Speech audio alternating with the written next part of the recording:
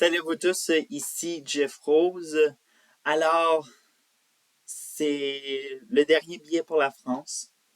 Et tant qu'à y être, destination Roissy en France, euh, petite ville qui abrite l'aéroport Paris-Charles de Gaulle, mais Paris-Charles de Gaulle abrite le vol Paris-Montréal.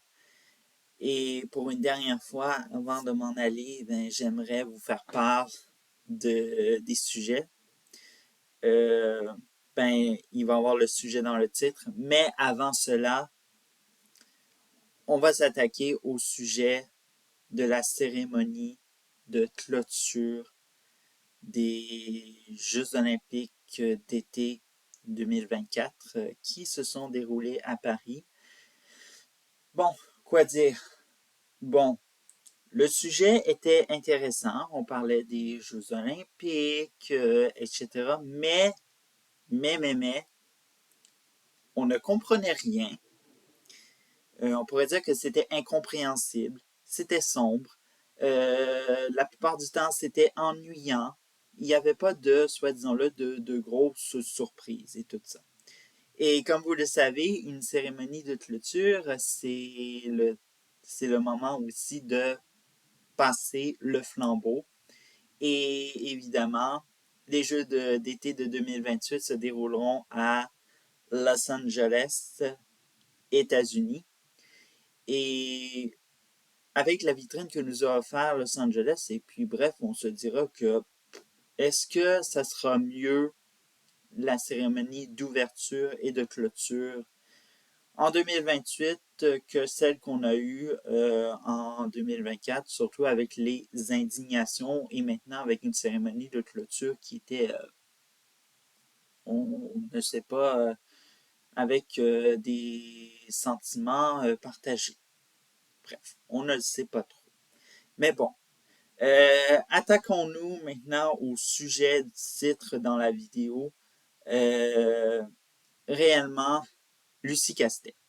Alors, Lucie Castet qui fait à nouveau parler. Bon, vous savez que on en avait parlé de que le nouveau Front populaire avait accouché d'un nom qui faisait l'unanimité au sein du caucus, qu'il y avait qu'elle voulait soit que c'était Lucie Castet et qu'elle avait présenté évidemment ses solutions pour que le Parlement devienne gouvernable et que sans doute qu'elle avait la forte intention de être la seule et unique candidature à Matignon. Bref. Alors, cette fois-ci, c'est pas un, disons-le, dans des thèmes politiques qu'elle s'est aventurée. Elle s'est aventurée dans des entrevues qu'on fait, que fait normalement les politiciens. Des fois, c'est des livres, des fois, c'est... Bref, on peut dire l'expression être un livre ouvert. Mais un livre ouvert qui était absolument un peu trop ouvert parce que, évidemment, il y a un détail qui s'est échappé dans les médias et ça l'a fait la semaine dernière la une de tous les médias, soi-disant que Lucie Castet était lesbienne. Bref. Alors, c'est dans une entrevue de Paris Match qui avait pour titre Je veux dire qui je suis. Et vous l'avez très bien compris, le but c'était d'être un livre ouvert. Et il y avait une phrase qui avait marqué, bien sûr, pourquoi ça l'a fait tant les médias. Elle avait dit qu'elle voulait trouver un parfait équilibre entre sa vie familiale et sa future carrière de première ministre de la France. Et elle avait un peu trop ajouté en disant ma femme et notre enfant. Bref.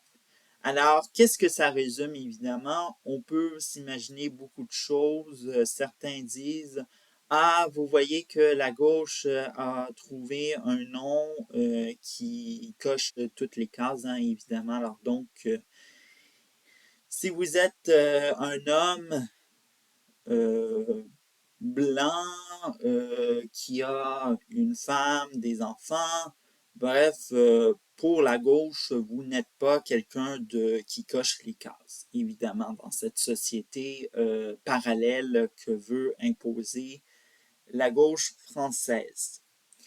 Mais si vous êtes Lucie Castet ou autre nom qui avait circulé au Nouveau Front populaire, eh bien, cochez toutes les cases, eh bien, vous êtes la candidate parfaite.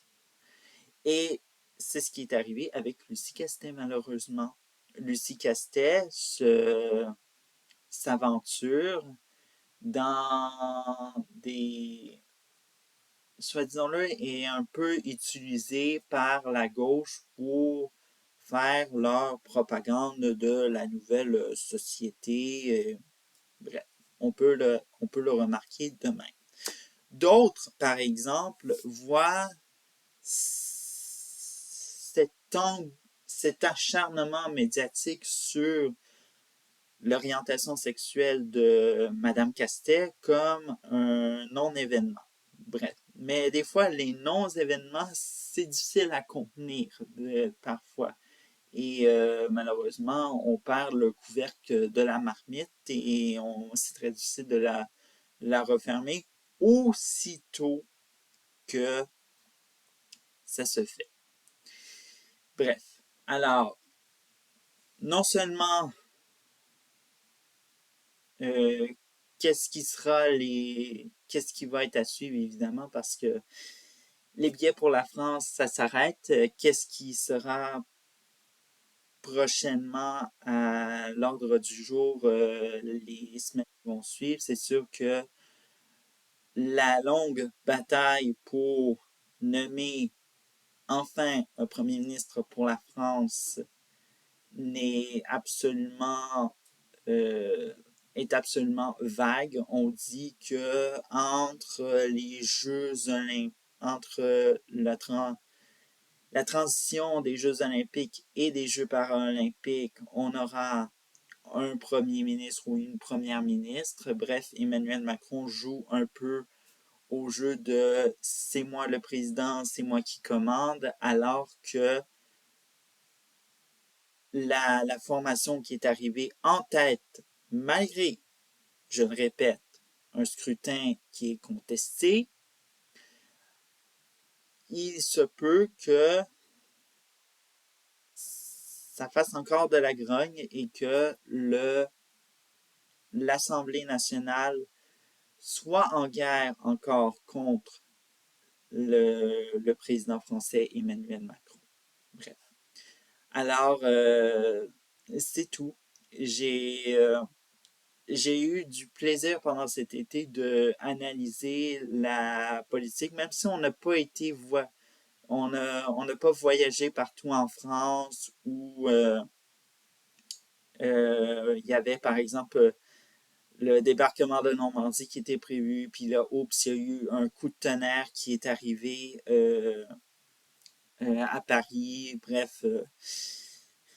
Voyez alors donc cette plongée dans l'actualité française, ça dépend pour qui ça c'est puis pour moi ça a été un défi. Bref, alors donc d'être par exemple à minuit puis écouter ce qui s'est passé dans l'actualité surtout via France Info et CNews. Bref, alors j'arrête très vite de bavarder et je vous dis voilà. Merci beaucoup, la France.